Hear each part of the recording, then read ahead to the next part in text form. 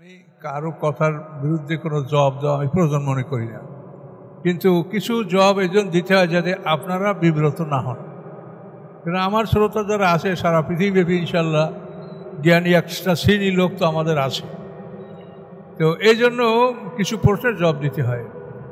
কোনো ভাইরাল বক্তা বলেন যে কোরআন হাতড়িয়ে কিছু পাবেন না, বরং এটার মধ্যে থাকলে আপনাদের বেঈমান হয়ে মরা লাগবে। নাউজুবিল্লাহ মিন যালিক।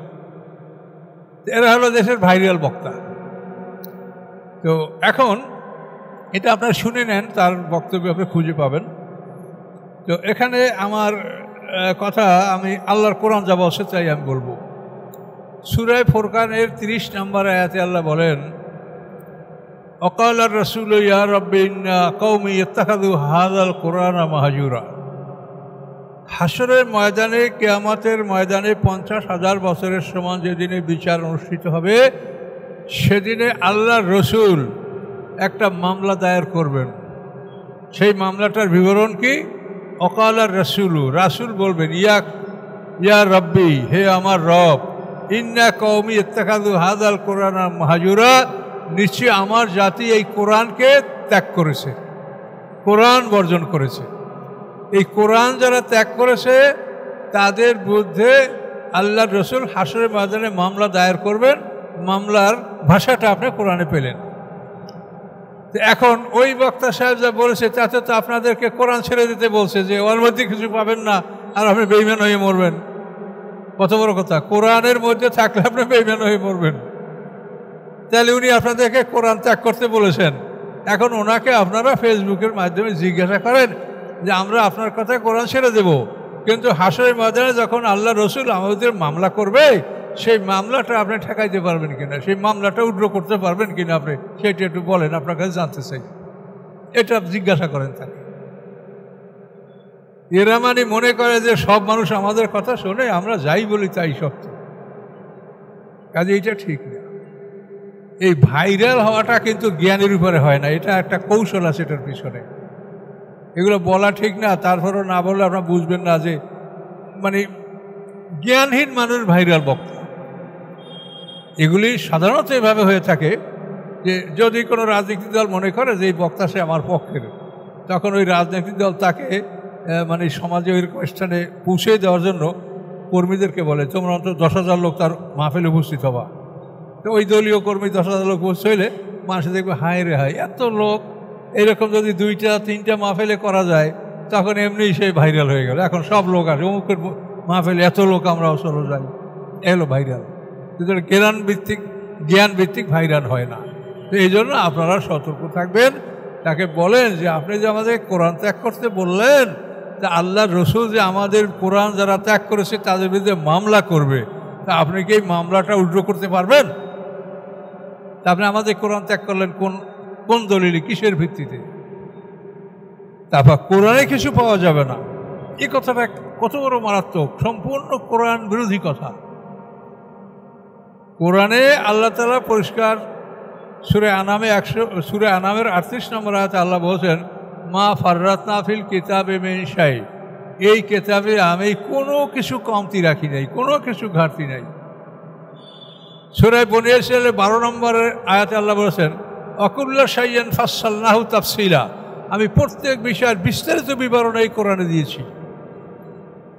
আচ্ছা, বনী ইসরাঈলের 9 নম্বর আয়াতে আছে আল্লাহ বলছেন, ইন্না হাযাল কুরআনা ইয়াতি লিল্লাতি হিয়া আকওয়াম। আল্লাহ বলেন এই কোরআন, ইন্না হাযাল কুরআনা, এই কোরআন ইহাদি পথ প্রদর্শন করে, আল্লাতি এমন একটা পথ, হিয়া আকওয়াম যেই পথটা সবচাইতে সোজা। পিকথাল এই শব্দের অর্থ করছে স্ট্রেইটেস্ট। স্ট্রেইট মানে সোজা, উনি কাছে স্ট্রেইটেস্ট মানে সবচাইতে সোজা পথ। আপনি জান্নাতে যাবেন, আপনি কামিয়াব হবেন, আপনি সৎ পথে চলবেন, সিরাতুল মুস্তাকিমে যাবেন, সবচাইতে সোজা পথ হলো ইন্না হাযাল কোরআন, এই কোরআন সবচাইতে সোজা পথ। তারপর একজন আলেম যদি বলে যে এটার মধ্যে কিছু পাবেন না, তার মানে ওই লোকটা মূর্খ, কোরআন সম্পর্কে তার কোনো জ্ঞান নেই। কোরআন সম্পর্কে যার ন্যূনতম জ্ঞান আছে, ইকোনমিক সেন্স আছে, সেই রকম কথা বলতে পারে না। কাজে যদি আপনারা সতর্ক থাকবেন, বক্তা ভাইরাল হলে মনে করবেন না যে তার কথা সব গ্রহণযোগ্য হবে। কাজে এগুলো অত্যন্ত আপত্তিকর। আপনি বলেন যদি একটা লোককে এই চাকরি দেওয়া হয় যে আপনি পথ দেখাবেন, এখানে 7 রাস্তা, মানুষ এসে পথ বুঝতে পারে না, তা আপনার দায়িত্ব হলো সোজা পথটা আপনি দেখাই দেবেন। এখন উনি ওই সোজা পথ দেখানোর চাকরি করে, এখন ওনার কাছে আসার উনি যদি সোজা পথটা বাদ দিয়ে বাঁকা পথ দেখাই দেয়, তাহলে এই লোকটার অবস্থা কী হইতে পারে? তাহলে এই লোকটা প্রতারক কিনা বলেন? যে তাকে বলা হয়েছে যে তুমি সোজা পথ দেখাবে, তুমি সেখানে বসে সোজা পথ ঠিক আছে, সবই রেডি আছে, তুমি না দেখাইয়া তুমি একটা বাঁকা পথ দেখাই দিলা, যেটা এটার মধ্যে কিছু নাই, তাহলে তুমি প্রতারক কিনা বলেন? কাজে এই সমস্ত কথা যারা বলে তারা প্রতারক, তাদের কোনো চিন্তা ভাবনা নাই। কাজে এই জন্য আপনারা সতর্ক থাকবেন। আল্লাহ রসুল বলছেন আল ইলমু দীনুন ফালা মান্না আম্মান তাখুযুনা দীনাকুম, ইলমই হচ্ছে তোমার দিন। কাজে অবশ্যই তুমি জেনে নাও যে তোমার দিন তুমি কার থেকে গ্রহণ করছো। এটা আল্লাহ রসুল বলেছেন, সাবধান তুমি দেখে নাও। আল্লাহ রসুল আলো বলেছেন ইস্তাফতে কালবাকা ওয়া নাফতাকাল মুফতুন, মুফতিরা ফতুয়া দেওয়ার পরেও তুমি তোমার নিজের কাছ থেকে ফতুয়া গ্রহণ করো যে এটা আসলে ঠিক কিনা। তার কারণ মুফতির বিচার মুফতির জ্ঞান অনুসারে হবে, আপনার বিচার আপনার জ্ঞান অনুসারে হবে। কাজে এই জন্য আল্লাহ রসুল বলেছেন যে তুমি তোমার মনের কাছেও ফতুয়া নাও, মুফতির ফতুয়ার উপরেই তুমি নির্ভর করো না, তুমি বুঝে নাও যে আসলে বিষয়টা কি হতে পারে। এ ধরনের সব নিদর্শনাই আছে। তারপর আল্লাহ রসুলের বহু হাদিস আছে। একটা হাদিস আছে মান লামিয়া তাগান্না বেল কোরআনে ফালাইসামেন না, বহু হাদিস গ্রন্থে হাদিসটা আছে। এই লামিয়া তাগান্না মানে যার জন্য কোরআন যথেষ্ট নয়, আল্লাহ রসুল বলছে সে আমার উম্মত না। মান লামিয়া তাগান্না বেল কোরআনে ফালাইসামেন না। তো এখন এই হাদিসটা ইয়াতাগান্নার অর্থ অনেকে করে, ইয়াতাগান্না মানে তো গান করা। তখন এই হাদিসটার ব্যাখ্যায় আপনারা এটা নোট রাখেন, সুফিয়ান ইবনে উয়াইনিয়া তাবত্তাবিন, সেই যুগের সর্ববৃহত্তর মুহাদ্দিস, উনি বলছেন লামিয়া তাগান্না মানে লামিয়াস্তাগনা, মানে কোরআন যার জন্য যথেষ্ট নয় সে আমার উম্মত হয়। কিন্তু এতগুলো হাদিস এর পক্ষে আমরা বললাম, আর ওনারা বলবে কি অমুকে হাদিস মানে না, মিথ্যাবাদী, তাদের মিথ্যা বলতে কোনো ভয় নাই। তো যাই হোক, যার আমল নিয়ে এসে কবরে যাবে আপনারা সতর্ক থাকবেন। আপনারা কোরআন থেকে কখনোই বিচ্যুত হবেন না। আমার মতো বা হুজুরের মতো আপনি মুফাসসির হবেন না, আল্লাহ সেটা হইতেও বলেন। আপনার জ্ঞান অনুযায়ী যা পারেন তাই আপনি করেন, কিন্তু আপনি কোরআন ছেড়েন না, এটা পড়েন, শেখেন, যা পারেন তাই করেন।